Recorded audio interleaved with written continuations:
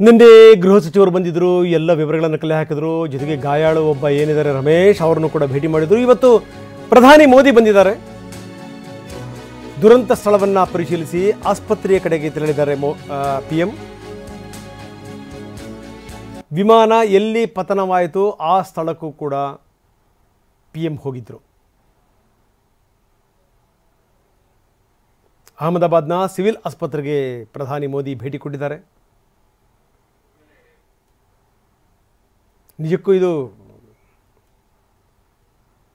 ಇಂಥ ಘಟನೆ ಯಾರೂ ಕೂಡ ಅಂದ್ಕೊಳ್ಳಿಕ್ಕೂ ಸಾಧ್ಯ ಇಲ್ಲ. ನಾನು ಹೇಳ್ತಾ ಇದ್ದೆ, ಒಂದು ಘಟನೆ ಈ ರೀತಿ ಆಯಿತು ಅಂತಂದರೆ ಅದು ಈ ಬೇರೆ ಬೇರೆ ರೀತಿಯ ಸಂದೇಶಗಳನ್ನ ರವಾನಿಸ್ಬಿಡುತ್ತೆ. ಯಾರು ಈ ವಿಮಾನವನ್ನು ತಯಾರಿಸಿದ್ರು ಆ ಕಂಪನಿಗಳನ್ನು ಅನುಮಾನದಿಂದ ನೋಡೋಕ್ಕೆ ಶುರುವಾಗುತ್ತೆ. ಹೀಗಾಗಿ ನೋಡಿ ನಿನ್ನೆ ಬೋಯಿಂಗ್ನ ಶೇರುಗಳು ಅದರ ಬೆಲೆ ಕಡಿಮೆ ಆಗಿದೆ. ಜೊತೆಗೇನು ಅಂತಂದರೆ ಏರ್ ಇಂಡಿಯಾ,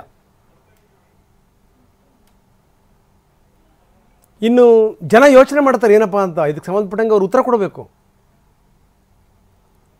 ಈಗ ಬೋಯಿಂಗ್ನ ಹಿರಿಯ ಅಧಿಕಾರಿಗಳು ಈಗಾಗಲೇ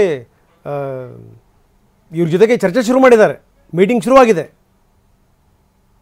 ಯಾವ ಕಾರಣದಿಂದ ಘಟನೆಗಳಾಯಿತು, ಏನು ಎತ್ತ, ಅದೆಲ್ಲದ್ರ ಬಗ್ಗೆಯೂ ಕೂಡ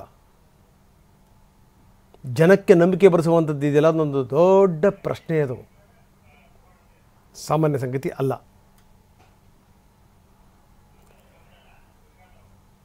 ನಾವು ತೋರಿಸ್ತಾ ಇದ್ದೀವಿ,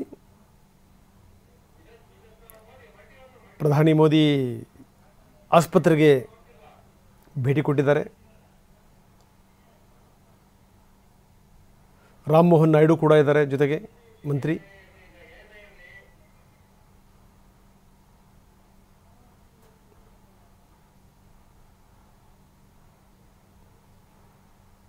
ಎಲ್ಲೂ ಕೂಡ ಘಟನೆ ಆಗಬಾರ್ದು. ಎಲ್ಲಾದರೂ ಕೂಡ ಜೀವ ಹೋಗುತ್ತಲ್ಲ, ಆ ಜೀವಕ್ಕೆ ಬೆಲೆ ಕಟ್ಟಲಿಕ್ಕೆ ಸಾಧ್ಯವೇ ಇಲ್ಲ. ಅದರಲ್ಲೂ ಗುಜರಾತಲ್ಲಾಗಿರೋದು, ಅಹಮದಾಬಾದಲ್ಲಾಗಿರೋದು ಇದೆಯಲ್ಲ,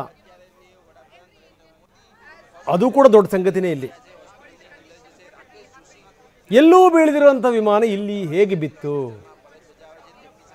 ಡ್ರೀಮ್ ಲೈನರ್ಗೆ ಒಂದು ದೊಡ್ಡ ಹೆಸರಿದೆ. ಬೇರೆ ಯಾವ ರಾಷ್ಟ್ರದಲ್ಲೂ ಕೂಡ ಈ ರೀತಿ ಪತನ ಆಗೇ ಇಲ್ಲ. ವಿಮಾನ ಅತ್ಯಂತ ಬೇಡಿಕೆಯ ವಿಮಾನ. ಒಂದು ವಿಮಾನದ ಬೆಲೆ 2,000 ಕೋಟಿ ರೂಪಾಯಿ. 2,000 ಕೋಟಿ ರೂಪಾಯಿ ಒಂದು ವಿಮಾನ. ಹೆಚ್ಚು ಕಡಿಮೆ ಅಂತ 1000 ಆರ್ಡರ್ಗಳಿವೆ ಬೇರೆ ಕಂಪನಿಯಿಂದ. ಇಂಗ್ಲೆಂಡ್ ಆಗಿರ್ಬೋದು, ಅಮೆರಿಕ ಆಗಿರ್ಬೋದು, ದುಬೈ, ಬೇರೆ ಬೇರೆ ಕಂಪನಿಗಳು ಕೂಡ ಇದಕ್ಕೆ ಮನವಿ ಸಲ್ಲಿಸಿವೆ, ನಮಗೂ ಬೇಕು ವಿಮಾನಗಳು ಅಂತ. ಅಷ್ಟೊಂದು ದೊಡ್ಡ ಆರ್ಡರ್ ಇರುವಂಥ ವಿಮಾನ. ಒಂದೇ ಒಂದು ದುರಂತ ಆಗಿಲ್ಲ ಇಲ್ಲಿ ತನಕ. ಬೇರೆ ಬೇರೆ ವಿಮಾನಗಳು ಬಿದ್ದಿರ್ಬೋದು, ಇದೇ ಕಂಪನಿಯ ಬೇರೆ ಬೇರೆ ವಿಮಾನಗಳು. ನಡುವೆ ತುಂಬ ಕೆಟ್ಟ ಹೆಸರು ಬಂದಿತ್ತು, ಹಿಂಗೆ ವಿಮಾನಗಳು ಬೀಳ್ತಾ ಇವೆ ಅಂತ. ಆದರೆ ಈ ವಿಮಾನ ಇದೆಯಲ್ಲ, ಈ 787 ಡ್ರೀಮ್ ಲೈನರ್, ಇದು ಸಾಮಾನ್ಯ ವಿಮಾನ ಅಲ್ಲ. ಅಂಥ ವಿಮಾನ ಅದು ಮೊದಲ ಬಾರಿ ಈ ರೀತಿ ಪತನಗೊಳ್ಳೋದು. ಅದು ಭಾರತದಲ್ಲಿ, ಅದು ಅಹಮದಾಬಾದ್ನಲ್ಲಿ, ಗುಜರಾತಲ್ಲಿ. ಜೊತೆಗೇನು ಅಂದರೆ ಅವರ ಜೊತೆಗಿದ್ದಂಥ ಸಾಥಿ, ಜೊತೆ ಕೆಲಸ ಮಾಡಿದಂಥವರು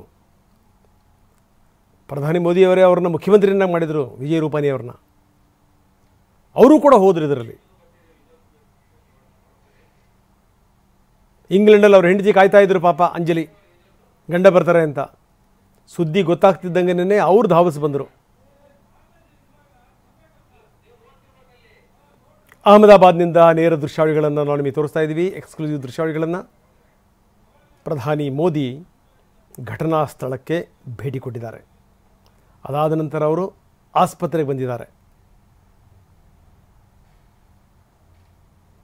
ಏನಾಗಿರಬಹುದು? ಯಾರಾದರೂ ವಿಧ್ವಂಸಕ ಕೃತ್ಯಗಳನ್ನ ಸಿಗಿರಬಹುದಾ? ಅಂಥ ಸಾಧ್ಯತೆಗಳು ಕಡಿಮೆ ಅಂತಾರೆ ತಜ್ಞರು. ಯಾಕಂದರೆ ಆ ಲಿಫ್ಟ್ ಆಗೋದಿದೆಯಲ್ಲ ವಿಮಾನ, ಅಲ್ಲೇ ದೋಷ ಬಂದುಬಿಟ್ರೆ ಏನು ಮಾಡ್ತೀರಿ? 2 ಇಂಜಿನ್ಗಳಿತ್ತಲ್ಲ, ಹಾಗಾದರೆ 2 ಇಂಜಿನ್ಗಳು ಕೂಡ ಒಟ್ಟಿಗೆ ಕೆಲಸ ಮಾಡ್ತಿರಲ್ಲ. ಒಂದು ಇಂಜಿನ್ ಏನಾದರೂ ಅದು ಫೇಲ್ ಆಗ್ತಾ ಇದೆ ಅನ್ನುವಂಥ ಸಂದರ್ಭದಲ್ಲಿ, ದುರ್ಬಲ ಆಗ್ತಾ ಇದೆ ಅನ್ನುವಂಥ ಸಂದರ್ಭದಲ್ಲಿ ಇನ್ನೊಂದು ಇಂಜಿನ್ ಶುರುವಾಗಬೇಕು. ಆದರೆ ಅದು ಕೇವಲ 600 ಅಡಿಗೆನೇ ಇನ್ನೊಂದು ಶುರು ಆಗ್ಬಿಡಲ್ಲ. ಕೆಲ ಸಾವಿರ ಅಡಿಗಳ ಮೇಲಕ್ಕೆ ಹೋಗಿ ಏನಾದರೂ ತೊಂದರೆ ಆದರೆ ಇನ್ನೊಂದು ಎಂಜಿನ್ ಶುರು ಆಗುತ್ತಂತೆ, ಸ್ಟಾರ್ಟ್ ಆಗುತ್ತಂತೆ. ಏನೇನೋ ಇದೆ. ಏನೋ ಈ ಗೇರ್ ಶಿಫ್ಟ್ ಕೆಳಗಡೆನೇ ಇತ್ತು, ಅದಕ್ಕೆ ಕಾರಣ ಏನಿರ್ಬೋದು ಅಂತ. ಆರಂಭದಲ್ಲಿ ಯಾರೋ ಒಬ್ಬ ಪ್ರಯಾಣಿಕ ಏನೋ ವಿಡಿಯೋ ಮಾಡಿದ್ದಂತೆ, ಇಲ್ಲಿ AC ಸರಿ ಇಲ್ಲ, ಇಲ್ಲಿ ಯಾಕೋ ವ್ಯವಸ್ಥೆ ಸರಿ ಇಲ್ಲ ಅಂತ ಹೇಳಿಂದ ಅದ್ರ ಬಗ್ಗೆ. ಕೆಲ ತಿಂಗಳುಗಳ ಹಿಂದೆ ಬೋಯಿಂಗ್ನ ಎಂಜಿನಿಯರ್ ಒಬ್ಬರು ಆರೋಪ ಮಾಡಿದ್ರು, ಅದ್ರ ಬಗ್ಗೆ ವಿಪರೀತ ಚರ್ಚೆಗಳಾಗ್ತಾ ಇದೆ. ವಿಮಾನ ಅಪಘಾತ ತನಿಖಾ ಬ್ಯೂರೋ, ಇನ್ನು ಅಂತಾರಾಷ್ಟ್ರೀಯ ನಾಗರಿಕ ವಿಮಾನಯಾನ ಸಂಸ್ಥೆ ICAO ಇವರೆಲ್ಲರೂ ಕೂಡ ತನಿಖೆ ಶುರು ಮಾಡ್ತಾ ಇದ್ದಾರೆ. ವಿಮಾನಯಾನ ಸಚಿವ ರಾಮ್ ಮೋಹನ್ ನಾಯ್ಡು ಇದಕ್ಕೆ ಸಂಬಂಧಪಟ್ಟಂಗೆ ಹೇಳಿಕೆ ಕೊಟ್ಟಿದ್ದಾರೆ. ಯಾರೇನೇ ತನಿಖೆ ಮಾಡ್ಬೋದು, ಅದರ ಬಗ್ಗೆ ವಿವರಗಳು ಲಭ್ಯ ಆಗ್ಬೋದು, ಬ್ಲಾಕ್ ಬಾಕ್ಸ್ ಒಂದಷ್ಟು ಸಂಗತಿಗಳನ್ನು ಹೇಳಬಹುದು. ಹೋದವರಂತೂ ಹೋದರು. 242 ಜನ ಪ್ರಯಾಣಿಕರು, 242 ಜನರ ಪ್ರಾಣ ಪಕ್ಷಿ ಅಲ್ಲೇ ಹಾರೋಯಿತು. ಜೊತೆಗೆ ಎಲ್ಲಿಂದ ಬಿತ್ತಲ ಬಿಲ್ಡಿಂಗು ಅದರಲ್ಲಿದ್ದಂಥವರು, ಅಕ್ಕಪಕ್ಕ ಇದ್ದಂಥವರು ಒಟ್ಟು 265 ಜನ. ನೋಡಿ, ಈಗ ಅಮೆರಿಕದ ಒಂದು ತನಿಖಾ ಸಂಸ್ಥೆಯ ಅಧಿಕಾರಿಗಳು ಭಾರತಕ್ಕೆ ಬರ್ತಾ ಇದ್ದಾರೆ. ಈ ರೀತಿ ಆದಂಥ ಸಂದರ್ಭದಲ್ಲಿ ಬಹಳ ಹುಷಾರಿಂದ ನೋಡಬೇಕು, ಇದನ್ನು ಬಹಳ ಅನುಮಾನದಿಂದ ನೋಡಬೇಕು, ಬಹಳ ಜವಾಬ್ದಾರಿಯುತವಾಗಿ ತನಿಖೆ ಮಾಡಬೇಕು. ಆಗಿರುವಂಥ ಘಟನೆ ಸಾಮಾನ್ಯದ್ದಲ್ಲ. ಯಾವುದೇ ಕಾರಣಕ್ಕೂ ಈ ಸಂಸ್ಥೆಗಳ ಮೇಲೆ, ಒಂದು ವ್ಯವಸ್ಥೆಗಳ ಮೇಲೆ ಇರುವಂಥ ನಂಬಿಕೆ ಪಲ್ಲಟ ಆಗಬಾರ್ದು. ಹೀಗಾಗಿ ದೊಡ್ಡ ಮಟ್ಟದಲ್ಲಿ ತನಿಖೆ ಆಗುತ್ತೆ, ದೊಡ್ಡ ಮಟ್ಟದಲ್ಲಿ. ನಾನು ಹೇಳ್ತಾ ಇದ್ದೆ, ಯಾವ್ಯಾವ ಕಾರಣ, ಏನಾದರೂ ಪಕ್ಷಿ ಬಂದು ಹೊಡಿತಾ ಇಲ್ಲ ಅಂತ ಸಾಧ್ಯತೆಗಳು ಕಡಿಮೆ. ಯಾಕಂದರೆ ನಾನು ಆಗಲೇ ಒಂದು ಮಾತನ್ನು ಹೇಳಿದೆ, ಈ ಅಹಮದಾಬಾದ್ ಸುತ್ತಮುತ್ತ ಈ ಪಕ್ಷಿಗಳ ಹಾರಾಟ ತುಂಬ ಜಾಸ್ತಿ ಅಂತೆ, ಆರೋಪ ಇದ್ದೇ ಇದೆ. ಆದರೆ ಇಲ್ಲಿ ಅದಾಗಿಲ್ಲ. ಎಲ್ಲೋ ಒಂದು ಕಡೆಗೆ ವಿಮಾನ ಮೇಲಕ್ಕೆ ಹೋಗುವಂಥ ಸಂದರ್ಭದಲ್ಲೇ ತನ್ನ ಗತಿಯನ್ನು ಕಂಡುಕೋಬೇಕಲ್ಲ, ಆ ಸಂದರ್ಭದಲ್ಲೇ ಎಡವಟ್ಟುಗಳಾಗಿದೆ.